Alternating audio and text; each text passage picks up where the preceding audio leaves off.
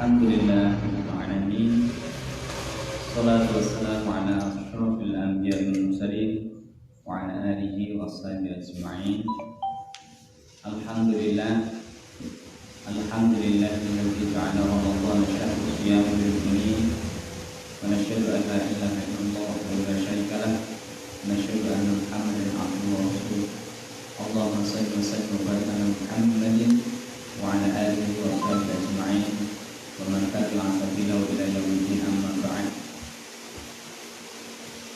Kaum muslimin dan muslimat, hadirin wal hadirat yang dirahmati Allah Subhanahu wa taala. Alhamdulillah, bersyukur kepada Allah Subhanahu wa taala karena limpahan rahmat, nikmat dan karunia-Nya. Sore ini kita sudah memasuki Ramadan tanggal 21.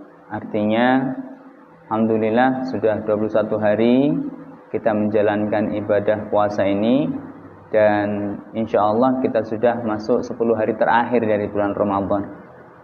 Mudah-mudahan puasa kita yang sudah kita laksanakan sebagai amal ibadah yang salih, dan mudah-mudahan kita dimudahkan untuk melanjutkan ibadah puasa Ramadan ini sampai nanti di ujung akhirnya kita menjalankan sholat Idul Fitri.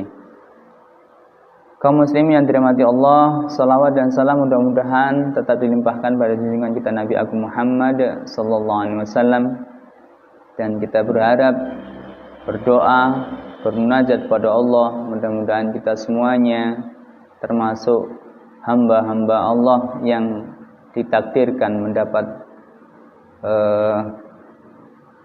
nantinya di yaumil qiyamah mendapat syafaat dari baginda Rasulullah Muhammad SAW.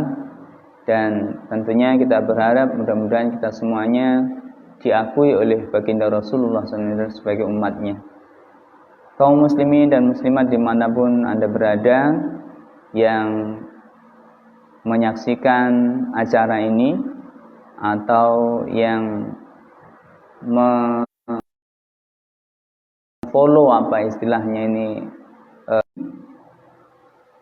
hal yang perlu kita lebih maksimalkan dalam melaksanakan ibadah, yakni di 10 hari terakhir ini Rasulullah SAW memaksimalkan ibadah sampai dinyatakan beliau melaksanakan ishta'dal mi'zar, mengencangkan ikatan sarungnya, artinya menunjukkan kesungguhan, menunjukkan kemaksimalan dalam melaksanakan ibadah. Namun saudaraku yang dirahmati Allah, sebelum kita bahas apa hal-hal yang harus kita lakukan di 10 hari terakhir di bulan Ramadan ini, ada satu kisah, ada satu cerita yang mungkin bisa kita jadikan ibrah. Ini terinspirasi dari firman Allah di dalam surat Ali Imran ayat 190. Allah menyatakan, a'udzubillahi minasyaitonir rajim, inna fi khalqis samawati wal ard wa ikhtilafil laili wan nahar la ayatin liulil albab. Inna fi khalqis samawati wal ard. Allah berfirman, sesungguhnya dalam penciptaan langit dan bumi, ikhtilafil laili wan nahar, silih bergantinya siang dan malam, la ayatil liulil albab, menjadi tanda-tanda kebesaran Allah, tanda-tanda keagungan Allah bagi orang-orang yang mau berpikir. Jadi yang dimaksud dengan proses penciptaan langit dan bumi itu apa saja itu? Kalau kita ambil luasnya proses penciptaan langit berserta seluruh yang ada di dalamnya. Penciptaan bumi juga demikian, seluruh apa yang terkait dan yang ada di dalam bumi, baik termasuk benda matinya, bisa jadi ayat atau tanda-tanda kebesaran Allah, bisa jadi ibrah, kemudian flora dan faunanya, kemudian sampai diri kita sendiri pun bisa menjadi tanda-tanda kebesaran Allah bagi kita yang mau berpikir. Baik, kaum muslimin dan muslimat yang dirahmati Allah, ini kita ambil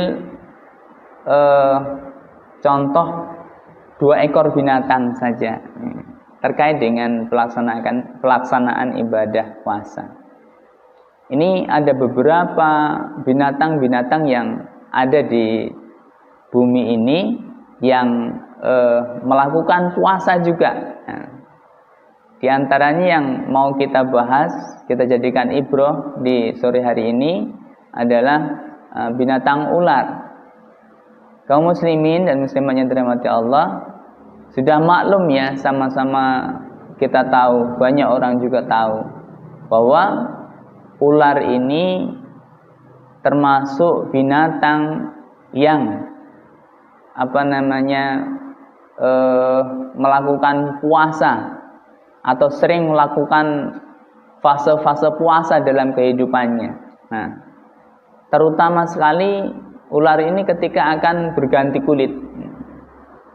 Ketika akan berganti kulit, dia akan bertapa, masuk ke dalam lubangnya, kemudian berdiam beberapa lama, lalu kemudian dia lepaskan kulit lamanya, dia berganti dengan kulit yang baru. Nah, tapi kalau kita mau amati, saudaraku yang dirahmati Allah, ular sebelum puasa dan sesudah puasa ini tidak mengalami perubahan yang signifikan.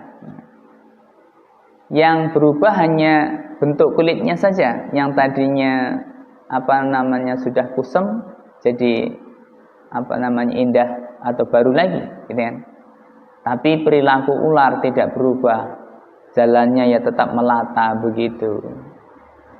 Terus kemudian wajahnya ya tetap sangar seperti itu. Perilaku makannya juga tetap seperti itu, tidak ada perubahan yang signifikan. Nah, ini bisa jadi ibrah. Artinya kalau kita umat Islam ini pra puasa dan pasca puasa tidak ada perubahan yang signifikan, ini jangan-jangan ya, puasanya seperti puasa ular. Nah, ini Rasul menyatakan kam min shaim, berapa banyak dari orang yang melaksanakan puasa ini, orang yang menjalankan ibadah puasa ini, laisa lahu min syiyamih, tidak ada apa-apa yang didapatkan dari puasanya ilal ju' wal 'atas, kecuali haus dan lapar saja. Jadi dia berpuasa sebulan ini nggak dapat apa-apa kecuali dapatnya hanyalah haus dan lapar. Ibadahnya mungkin juga termasuk ibadah yang tidak diterima oleh Allah, hanya gugur kewajiban begitu saja. Ini bisa jadi tipikal puasa ular. Yang penting nggak makan, nggak minum, sudah. Gitu.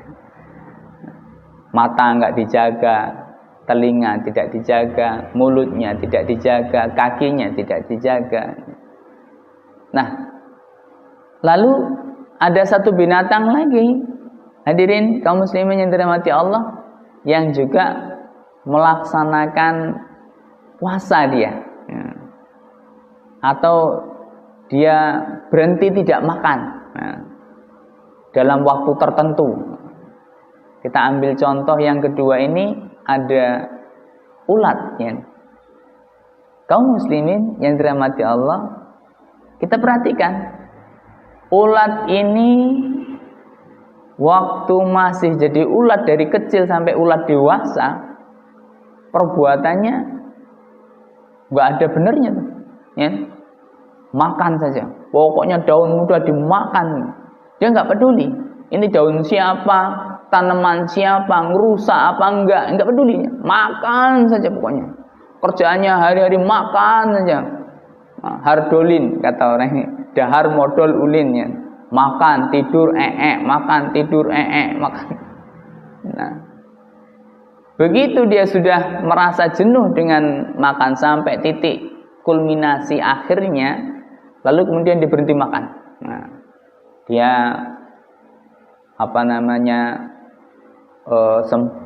sempatkan waktunya untuk berhenti makan. Nah, lalu kemudian karena sudah diniatkan untuk berhenti makan, dia persiapkan tuh masa berpuasanya.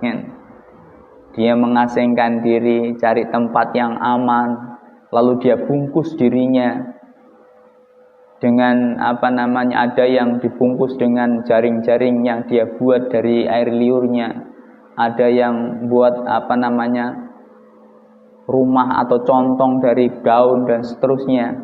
Yang jelas dia lindungi dirinya, lalu dia bertapa di situ, nggak makan, berhenti semuanya dari aktivitas makan dan minum total. Lalu si ulat ini mengalami perubahan yang luar biasa.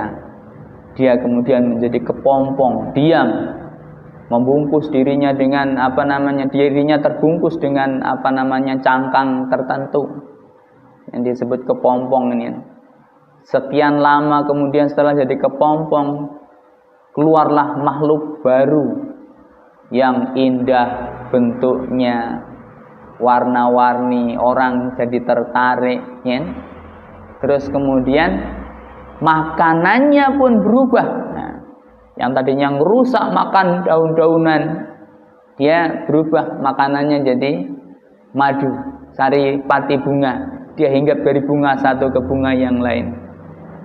Dan makanannya jadi makanan yang tidak merusak, tapi justru dia makan dari yang baik-baik, dia bantu makhluk yang lain untuk melakukan aktivitas yang sangat ditunggu-tunggu, yakni penyerbukan. Nah, dan bukan saja ditunggu oleh tumbuhan itu sendiri, tapi juga ditunggu oleh manusia. Nah, saudara yang dirahmati Allah, apa ibrahnya? Ibrah yang kita ambil dari kupu-kupu ini apa? Pertama, saudara yang dirahmati Allah, ini ketika ulat tadi berpuasa dengan puasa yang betul-betul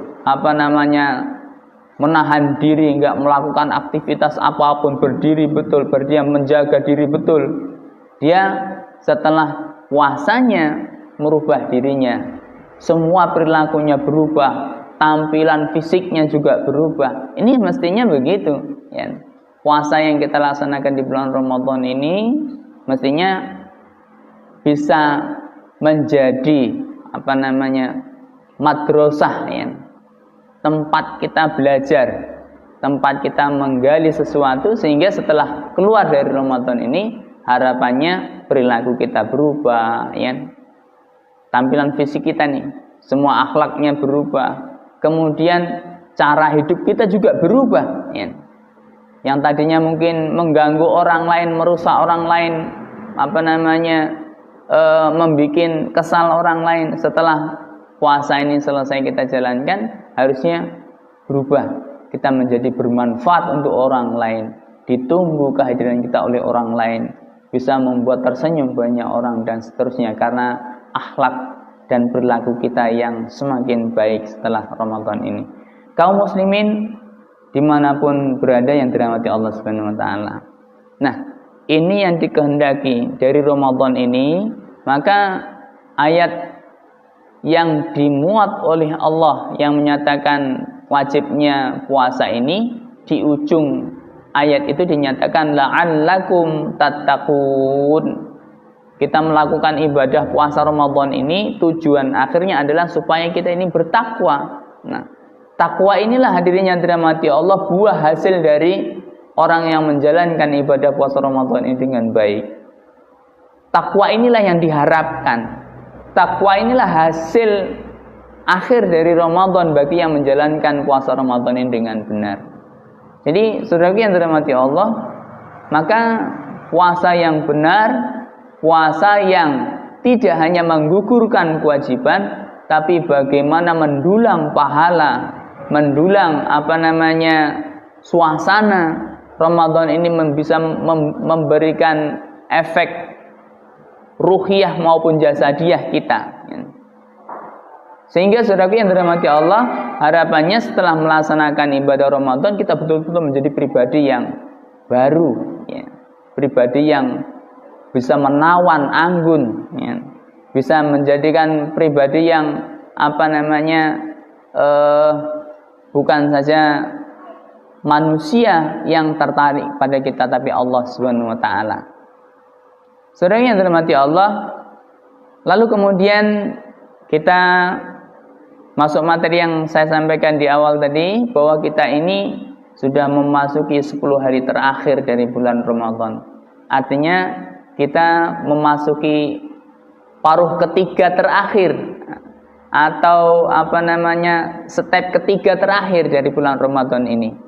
Maka saudara yang dirahmati Allah, di awal tadi sudah kita bahas dan saya sampaikan bahwa Rasul SAW ketika memasuki 10 hari terakhir di bulan Ramadan ini memaksimalkan pelaksanaan ibadah.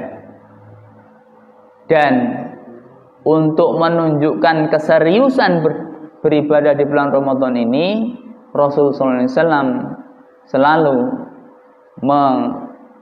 mengasingkan dirinya untuk beribadah, memenjarakan dirinya untuk beribadah di dalam masjid yang disebut dengan i'tikaf, ya. Beliau beriktikaf, ya. I'tikaf ini disebutkan oleh ulama definisinya, ya, habasa nafsahu, ya, memenjarakan dirinya untuk tidak melakukan hal-hal yang mengikuti hawa nafsu, ya, untuk total beribadah di dalam masjid. Namun saudara yang dirahmati Allah, karena ini masa yang beda dengan hari-hari biasa, beda dengan tahun-tahun sebelumnya, kita dalam masa pandemi COVID-19 ini, maka kemudian ulama banyak memberikan penjelasan-penjelasan terkait dengan i'tikaf di 10 hari terakhir ini. Nah, saudara yang dirahmati Allah, secara ijma ulama bersepakat bahwa i'tikaf itu hanya bisa dilakukan di masjid. Namun ketika masuki pandemi COVID-19 ini, ulama memberikan pendapat boleh beriktikaf itu di rumah saja bagi saudara-saudara kaum muslimin yang wilayahnya termasuk zona merah atau zona yang sudah terdampak COVID-19 ini. Caranya bagaimana kalau beriktikaf di rumah? Ini ada penjelasan dari beberapa ulama menyatakan bisa menyekat salah satu sudut rumah atau kamar tertentu untuk dijadikan tempat beriktikaf dan melaksanakan aktivitas ibadah selama 10 hari terakhir di bulan Ramadan ini, dan nanti akan berlaku sama. Artinya begitu keluar dari daerah zona yang dijadikan tempat mihrab untuk i'tikaf ini tadi, maka berarti dia juga termasuk sudah keluar dari tempat i'tikafnya. Allah a'lam bishawab. Tapi hadirin yang dirahmati Allah, untuk kaum muslimin yang wilayahnya masih termasuk daerah zona hijau, artinya belum terdampak secara mayoritas, di situ orangnya memang nggak ada yang keluar, atau tempat tinggalnya di pedesaan tidak ada lalu lalang perlintasan orang dari luar maupun dari dalam tempat tersebut, maka ini masih diperbolehkan untuk beriktikaf di masjid dengan mematuhi SOP atau standar penanganan dan pencegahan COVID-19 atau COVID-19. Maka saudara yang dirahmati Allah, ya, di dalam i'tikaf ini apa saja yang dilakukan? Jadi yang dilakukan di dalam melaksanakan i'tikaf ini agar kita termasuk orang-orang yang mendulang pahala di 10 hari terakhir ini adalah diantaranya berzikir kepada Allah Subhanahu wa taala dengan kalimat-kalimat thayyibah, ya. Apa saja kalimat thayyibah? Apapun yang termasuk kalimat zikir baik subhanallah, alhamdulillah, la ilaha illallah, Allahu akbar. Tapi diutamakan lebih memperbanyak kalimat-kalimat istighfar. Ya. Baik kalimat istighfar yang pendek, astaghfirullahalazim, atau kalimat istighfar yang sedikit agak panjang, la ilaha illa anta subhanaka inni kuntu minaz zalimin. Dan sampai kalimat istighfar yang terpanjang yang disebut oleh Rasul sebagai Sayyidul Istighfar juga bisa. Bagaimana bentuk kalimat istighfar yang dimaksud sebagai Sayyidul Istighfar? Agak panjang kalimatnya, Allahumma anta rabbi la ilaha illa anta khalaqtani wa ana abduk wa ana ala ahdika wa wa'dika mastata'tu a'udzubika min syarri ma sana'tu abu'u laka bi ni'matika 'alayya wa abu'u bi dzambi faghfirli fa innahu la yaghfiru dzunuba illa anta. Nah, ini diperbanyak sehingga harapannya di 10 hari terakhir ini kita betul-betul mendapat ampunan dari Allah Subhanahu wa taala dari dosa-dosa kita yang sudah kita lakukan di masa yang sudah berlalu ya, atau setahun yang sudah berlalu. Harapannya kita diampuni oleh Allah secara total ya. Diampuni seluruh dosa-dosa kita, diterima tobat-tobat kita. Jadi dengan memperbanyak kalimat istighfar, baik yang pendek, yang panjang, yang sedang ya, ini harapannya begitu. Nah, lalu kemudian apa lagi? Tentunya nggak mungkin kita hanya berzikir saja dengan kalimat-kalimat thayyibah. Bisa juga dengan tilawatil Quran, dan ini juga termasuk amalan yang utama membaca Al-Quran. Karena dinyatakan oleh baginda Rasul, Al-Quran ini ya'ti yaumal qiyamah, akan mendatangi umat Islam ini pada hari kiamat syafi'an, sebagai pemberi syafaat atau penolong li ashabih, bagi sahabat-sahabatnya Quran. Sahabatnya Quran gimana? Dirinya dirahmati Allah. Sahabatnya Quran adalah orang yang selalu dekat dengan Quran. Dekat dengan Quran yang dimaksud bukan dekat dengan Al-Quran, bawa kemana-mana, bawa Quran kemana-mana, bawa bukan demikian. Tapi orang yang menjadikan Al-Quran sebagai sahabat ini adalah yang membacanya, menghafalnya, dan nantinya termasuk yang tidak ketinggalan mengamalkan dari apa yang ada di dalam isi Al-Quran. Khususnya di 10 hari terakhir bulan Ramadan ini, minimal berusaha untuk membacanya semaksimal mungkin, sebanyak mungkin. Syukur-syukur 3 hari hatam, 3 hari hatam, 3 hari hatam. Wah, Masya Allah ya, luar biasa. Kalau tidak, ya semampu kita. Mampu baca selembar, kita baca selembar dalam waktu semalam. Mampu 1 juz, kita baca 1 juz. Mampu 2 juz kita baca.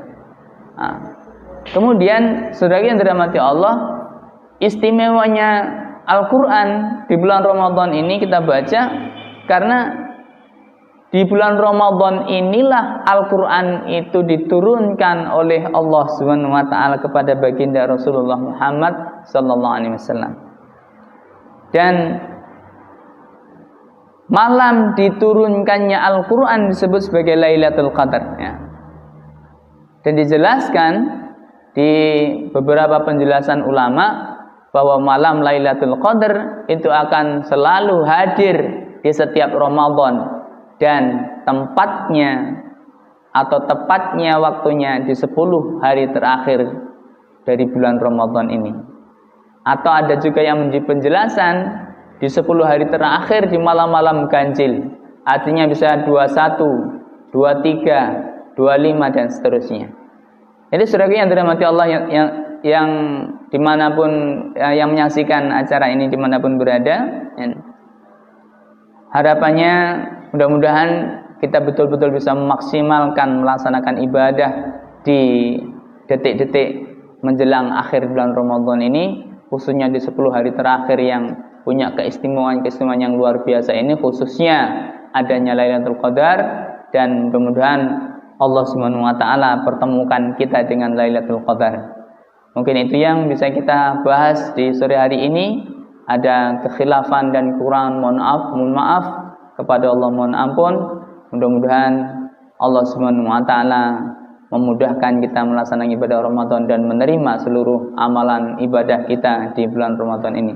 Aqulu qouli hadza fastaghfirullah li wa lakum innahu huwal ghafurur rahim. Wassalamualaikum warahmatullahi wabarakatuh.